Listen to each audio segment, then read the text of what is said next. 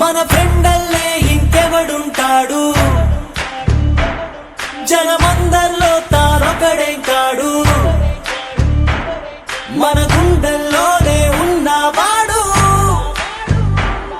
కను పాపలకెందుకు ఎదురై రాడు, మన నవ్వుల్లో నమ్మకమే వాడు,